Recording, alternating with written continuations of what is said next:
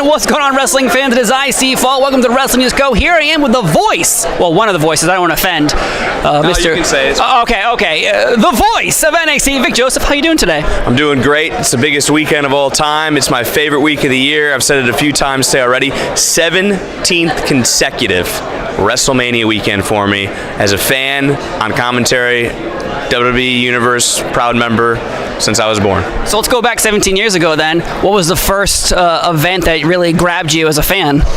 My dad took me to an event, just a regular live event, and he had told me that, hey, we're going to an ISDA function, which is the Italian Sons and Daughters Association of America, not to bore anybody. And I said, okay, Dad, and I had, dressed up, and we went to the Richfield Coliseum, which isn't in existence anymore, but it actually hosted 3 of the first 4 Survivor Series, if you actually go back.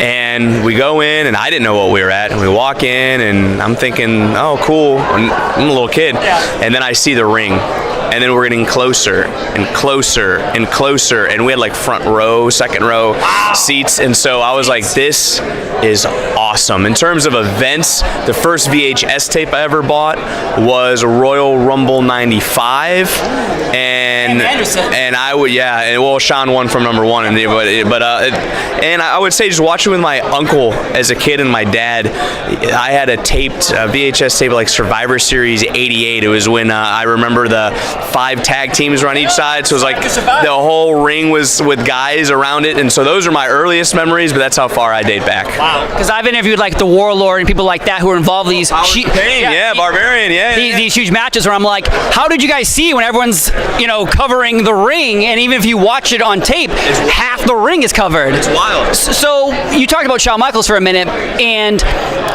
is he ever in your ear giving you pointers or things he wants you to get across? Because for years we heard of people yelling in other commentaries, JR, Michael Cole, their ears. Is that happening to you? Sean doesn't really he'll tell me good job, awesome, but he doesn't really critique or anything like that. If there's something earlier in the day, I'll ask him. He's been very open with me on that, but no, during the show, he's very hands off, and it's kind of sink or swim every Tuesday with Booker and myself. So I think we're swimming pretty well, but no, he's very hands off, and to me, he's the biggest professional influence of my life. He is the reason I wanted to get to the WWE. He's the reason I'm here at WrestleMania sitting with you, and so I can't thank Shawn Michaels enough for everything he's done. Maybe he should be in my ear a little bit more. If I make a mistake, you guys should just tweet at Shawn Michaels and say, hey, correct him. Do you think he's actually using his Twitter account, or is that someone else? I think he does it. Yeah? No, I do think he does it. I don't really know, but I do think he does. Because I see when Ric Flair tweets, he has capital letters in front of every word he writes. I think that's him.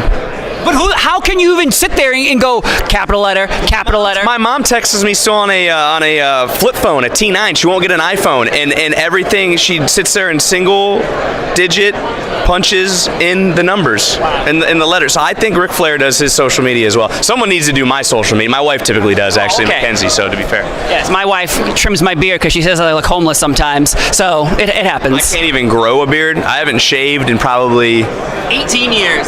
3 weeks, legitimately 3 weeks. Jeez, my God, man. And now with NXT, there's so many great talented people, but is there someone that you've seen in NXT that maybe went to Raw or SmackDown that you said, man, what was going on in NXT is not happening, the momentum they had here is not happening on Raw and SmackDown? Is there someone you see that you're confused about how they didn't transition properly?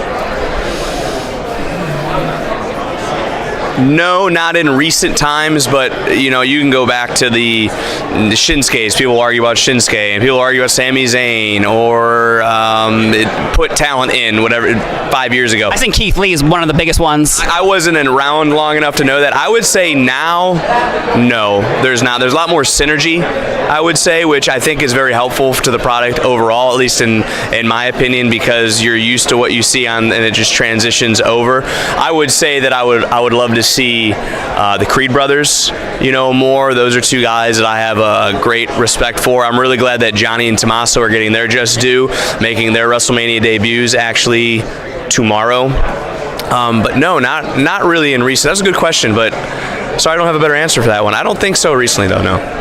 You gotta spill that tea. You gotta give me that tea. But no, I'm just kidding. One final question though. With so many matches in NXT, you were on Raw, you were on 205 Live, you were on Main Event.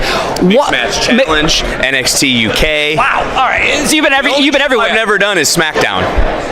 Well, it seems that we need to have that happen then. But why the jumping around? I interviewed Matt Striker years ago, and he would talk about how he was suddenly a backstage host on commentary. He was here, he was there, and he didn't understand why that happened. But it always said he learned something. Yeah. With you, why the jumping around? And did you learn things every time you jumped around? I think early on it was just getting your feet wet. You know, first it was Main Event, and then it was 205 Live. Those were two shows that allowed me to introduce myself to the WWE universe, to a vast audience, which then opened the doors to go to premium live events. And then when NXT UK came around, it was a great opportunity to continue to get myself out there on a more global level. You know, that's just me speaking selfishly. For those three shows, going to Monday Night Raw was a great opportunity, but I've said this before, Paul Heyman was the creative director at the time, who's going into the Hall of Fame today.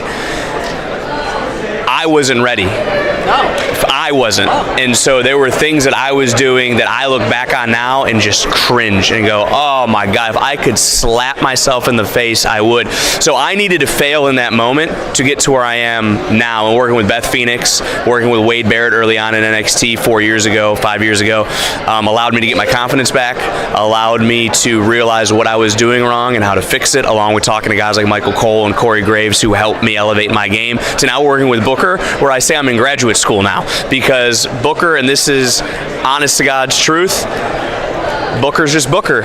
And it helps me adapt, and I didn't have the adaptability early on. So to Matt Striker's point, I learned how to adapt to different situations, taped to live to 30 minutes to an hour to 2 hours, and that's how I would say adapt is the biggest thing that I learned through all those shows. Thank you so much, and shout out to you, Booker T. Shucky Ducky, quack quack.